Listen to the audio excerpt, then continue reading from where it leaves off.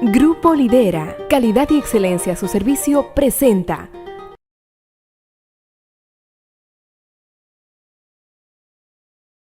Bienvenidos al segundo bloque de Buenas noches Miraflores. Ahora, como le estaba diciendo, seguimos con un tema de actualidad con Fernando González Medrano, biólogo y ganador del Premio Orgullo Peruano 2016. Hola Fernando, ¿cómo estás? ¿Cómo estás, Eleonora? Un gusto para mí estar en tu programa. Bueno, un gusto para mí que hayas venido. Yo sé que has estado en una entrevista anteriormente y que acabas de regresar aquí en Lima y nos vas a dar unos consejos que son interesantes, no solo por el momento que estamos atravesando, sino que en general, porque nos vas a hablar de cómo podemos conservar los alimentos. Ese es un tema importantísimo, porque un alimento que no está bien conservado nos puede causar problemas de salud graves, ¿sí o no? Es correcto, en realidad los problemas de salud pueden ser de todo nivel, desde un dolor gastrointestinal, de repente una deshidratación, pero en realidad puede llegar a ser más grave, claro, puede dejarnos hospitalizados durante una semana o de repente incluso llegar a ser fatal. Dios mío. A ver, háblanos un poco de cómo se congelan los alimentos, qué alimentos tendríamos que congelar. Muy bien, vamos a empezar comentando de que la congelación sí es un método infalible y excelente para poder alargar el tiempo de vida de los alimentos. Pero, ¿de cuánto tiempo estamos hablando? Veamos un ejemplo clásico. El pollo que nosotros, o la carne que nosotros conseguimos en los mercados, a temperatura ambiente podrían demorarnos de repente un día o 2 días. Si nosotros las mantenemos refrigeradas en la parte baja de la refrigeradora, estos podrían extenderse hasta 5 o 7 días. Pero si nosotros congelamos esa carne o ese pollo, podría durar 1 o 2 años. ¿Sí? Dios mío. 1 o 2 años. Tranquilamente. Y es que la congelación tiene una particularidad. Y es que tenemos que entender que los alimentos se descomponen por la presencia de microorganismos, principalmente bacterias, ¿no? Y estas bacterias en el frío, pues es difícil para ellas estar en un ambiente tranquilo. Entonces lo que hacen es como ponerse a dormir. Cuando se ponen a dormir no hacen su trabajo de descomponer los alimentos, ¿no? Pero es muy importante saber de que efectivamente el alimento no es que vaya, al estar congelado, matar a los microorganismos. Eso no ocurre. Los duerme. Solamente los pone a dormir. Los pone a dormir. Y eso hace que la carne o los productos de diferentes tipos puedan llegar a durar mucho tiempo. Incluso las pastas, por ejemplo, las frutas podrían llegar a durar en pastas hasta 1 año o 2 años. Mira, por ejemplo, yo antes de ir a trabajar, ¿no?, que trabajo en oficinas, me preparan en la mañana y ya después me voy llevando y lo pongo, ni bien llego a la oficina, en la refrigeradora. Y después lo saco y lo llevo al microondas. Pero, ¿hago bien eso o no lo hago bien? ¿Debería tener un tiempo máximo desde mi casa hasta la oficina? O quizás a la hora que lo saco y ponerlo de frente en el microondas no va bien, hay que darle un tiempito, ¿cómo es? Bueno, si nosotros vamos hacia la oficina hay que considerar algo, que a veces de repente alguien que nos quiere mucho nos pone algún jugo de frutas. O de repente te ha pasado, o alguien que nos ve o nos escucha, le ha pasado que le han dado un jugo de papaya, por ejemplo. Y él, cuando llega el momento del refrigerio, lo quiere tomar, pero ya está malogrado. Entonces, eso es porque a temperatura ambiente los alimentos pueden fermentarse. Incluso el envase puede ser muy importante, puede ser un factor importante para que se descomponga más rápido. ¿Qué envase tenemos que utilizar para que no se descomponga rápido? Bien, yo recomiendo envases de vidrio, sin embargo es peligroso trabajar con el vidrio. Pueden llegar a utilizar envases plásticos o de plástico duro, como el polipropileno o de repente otros que también existen. Pero el secreto está en que si nosotros incorporamos un alimento, de repente un jugo de fruta, dentro de ese envase, al tomarlo tenemos que hacer el lavado en el momento. Si nosotros lo dejamos con la suciedad y esperamos a que termine nuestro trabajo y llegar a casa para recién poder lavar ese envase, lo que va a suceder es que los microorganismos se van a adherir al plástico, y eso es un efecto que se llama inmovilización de microorganismos. O sea que aunque lo lavemos no se van a ir. Y es ese olor a medio embombado que uno siente en el plástico, ¿no? Y cuando vayas a colocar otro alimento, esos microorganismos se van a activar nuevamente y van a empezar a descomponerlo, que es básicamente el sistema que se utiliza para, por ejemplo, la preparación de la chicha de jora. Las amas de casa o las señoras que lo preparan utilizan envases de ollas de barro y no las lavan, porque justamente esas bacterias que producen la chicha de jora se han quedado adheridas a las capas de barro del envase. Entonces, una vez que nosotros tomemos nuestro jugo, al toque tenemos que lavar el envase. Igual los envases en donde llevamos nuestra comida para la oficina. Wow, de verdad no sabía eso, creo que estoy aprendiendo.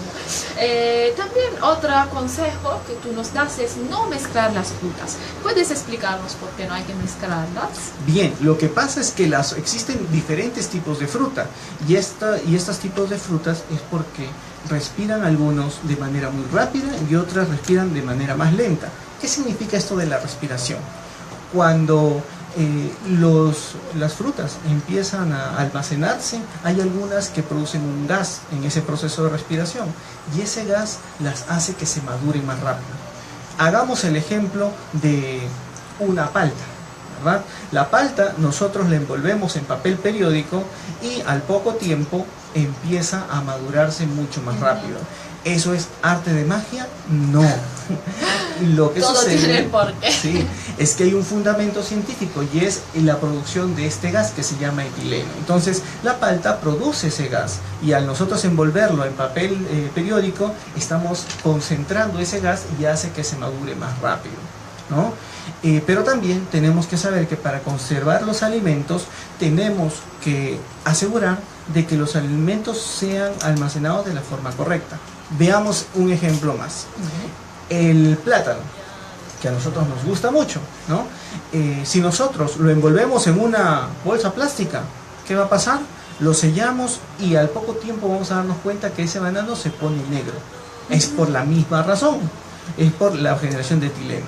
Si nosotros ese banano lo metemos en la refrigeradora a una temperatura fría, pues va a suceder lo mismo, se pone también negro y es que ocurre también un daño por frío, ¿no? Y también se pone negro. Entonces hay que conocer cuáles son las características de las frutas. Sí. Y si vemos, por ejemplo, en nuestra refrigeradora tiene varias áreas y en todas vamos a encontrar que en la parte más baja hay un cajón de plástico. Ese es el lugar correcto para nosotros colocar las frutas y verduras. ¿Por qué? Porque digamos que es una zona en la que la temperatura de la refrigeradora va alrededor de 10 grados y es una temperatura a la que las frutas o las verduras pueden mantener un tiempo de vida más largo, ¿sí? Si estamos dentro de una refrigeradora, mientras más cerca estemos del congelador van a ser temperaturas más frías y mientras más cerca a la puerta van a ser temperaturas un poco más altas. Por eso es que ahí se colocan los huevos, la leche, mantequilla. Mira, y he descubierto por qué. José Armijo dice excelentes consejos. John Vivar Manotas, buen tema para tener en cuenta ahora que hay tanto calor. A propósito del calor, ¿no? Yo estaba leyendo las notas de prensa que me mandaste al correo y me pareció haber leído, dime si me equivoco, que en esas zonas, por ejemplo, afectadas por los huaicos, donde no hay cocinas como debe de ser, ¿se puede cocinar con la luz del sol? Es correcto. ¿Me explicas Sí. cómo puede ser eso? Bien, nosotros podemos desarrollar sistemas básicos para poder cocinar con la luz solar, ¿no? Y para eso básicamente se necesita construir una pequeña caja que puede ser incluso de pared de madera y con un vidrio que puede ser una luna, ¿no? Incluso en Arequipa se utiliza, estuvimos haciendo unas pruebas en donde colocábamos los granos de quinoa dentro de la caja. Lo dejábamos la noche. Durante la noche, pues en realidad no hay mucho sol, pero cuando ya amanecía, cerca de las 6 de la mañana, 7 de la mañana, esos granos de quinoa ya estaban cocidos y listos para usar en el desayuno, ¿no? Wow. Y nosotros podríamos también utilizar incluso la luz solar para poder purificar el agua. ¿Cómo se purifica el agua con la luz solar? Por ejemplo, si nosotros estamos en un tiempo de crisis y encontramos que todo el agua está contaminada, pero tenemos cerca el agua del mar, ¿no? Incluso no necesitamos tener sofisticados aparatos, ¿no? Basta con que nosotros le demos la condición de estar cerrado, ¿no? O ya sea un envase plástico, de repente algún plástico extendido, y podemos nosotros hacer que esa agua con la luz solar vaya a evaporarse y se vaya a concentrar dentro de estos plásticos, ¿no? Y luego nosotros esa agua que está condensada dentro del plástico la podemos beber, ¿no? Incluso podemos capturar agua desde la neblina, ¿no? Ya sea Miraflores o incluso zonas montañosas como las lomas. Hay zonas de Monterrico que también tienen lomas, zonas de La Molina, de las periferias de la ciudad que también tienen Villa María del Triunfo, tienen lomas en donde hay humedad y podrían colocar incluso redes de nieblas para captar el agua del ambiente y poder condensarlas. La verdad, y esa agua es limpia. ¿Qué cosas se pueden hacer, no? Sí. Se pueden hacer una cosa extraordinaria y nosotros ni cuenta, no sabemos. Incluso el agua misma que viene desde del Guayco, y ustedes la ven, viene el río, está sucio, marrón, con lodo. ¿Cómo me puedo tomar eso? Claro.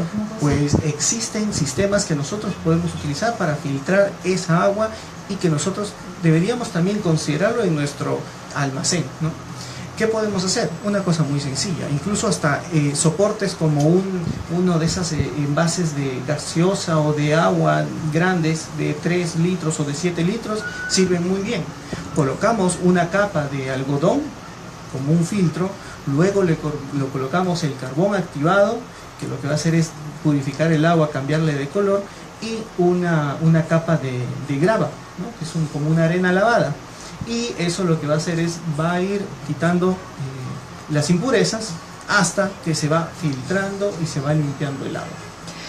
Una consulta, ¿cuáles son los riesgos de estar comiendo algo que se ha vencido? Y si hay que respetar al pie de la letra la fecha de vencimiento de los productos. Muy bien, eso me parece excelente lo que me preguntas, Eleonora. Primero porque las fechas que nosotros colocamos dentro de los alimentos están diseñadas para ser respetadas. ¿Por qué? La fecha de vencimiento que se colocan en los alimentos, ¿sí?, es la fecha en la que nosotros, los especialistas que analizamos los alimentos para poder determinar esa fecha, es que podemos asegurarte que todas las características de ese producto se mantienen y van a ser agradables para ti. La calidad está conformada por una serie de características que ya sea pueden ser color, sabor, olor, aroma, textura, puede ser también la inocuidad, que es esa característica de no enfermarnos. El gran problema está en que en algunos alimentos de repente el primer componente que se va a afectar va a ser el sabor. Entonces, bueno, en ese caso no va a tener buen sabor, pero tampoco te va a enfermar. Pero existen otros alimentos que sí, el primer componente que se pierde es la inocuidad. Por ejemplo, si tuviéramos dos cosas, y a ver, vamos a ver, te voy a hacer una pregunta, Eleonora. Ya. ¿Qué preferirías consumir? ¿Un vaso de leche que tiene vencido 7 días? ¿O un paquete de fideos que tiene vencido 1 año? Dios mío. Te diré que yo no tomo leche desde hace años y años y años. ¿Yogur? ¿Te gusta el yogur? Yogur, sí. Muy bien, el vaso es de yogur. ¿Cuál es yogur, tu sabor favorito? Mi sabor favorito, vainilla francesa. Vainilla, muy bien. Tienes un yogur de vainilla francesa de 7 días de vencido. Y por el otro lado tienes fettuccines. Vencidos 1 año.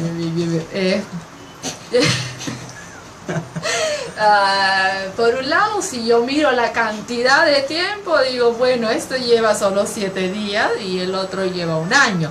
Pero por otro lado, yo creo que el yogur es un producto más perecible que un fideo. Yo creo que de repente el fideo se puede conservar más y el yogur tendría un poco más de inseguridad al respecto, ¿no?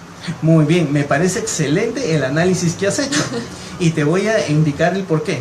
Resulta que el yogur, por ejemplo, o la leche, tiene una característica muy especial, que el contenido de proteínas es alto y es un contenido, es una característica que adoran los microorganismos. Entonces, aquellos alimentos que tienen una gran cantidad de proteínas van a vencerse más rápido y probablemente lo primero que se va a afectar va a ser la inocuidad, ¿no?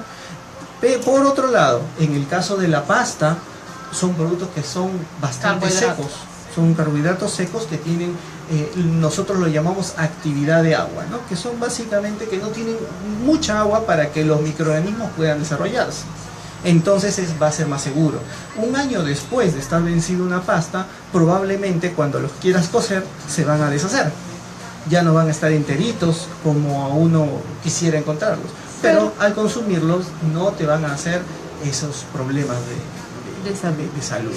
Una última pregunta, ¿cómo puedo reconocer que un alimento ya se ha perecido y no lo tengo que comer?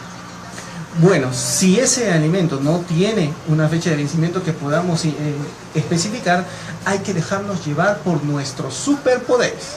Y los superpoderes que tenemos son nuestros sentidos. Fíjate que nosotros a veces tenemos que oler, ¿no? ¿Y cuál es el gran problema de nosotros?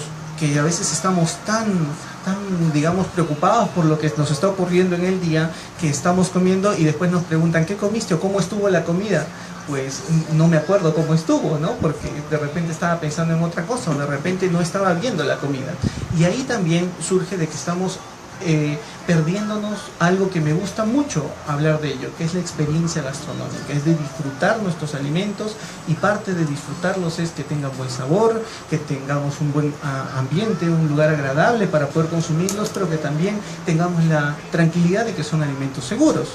Pero otro dato más, los huevos, para identificar su calidad hay una técnica muy buena.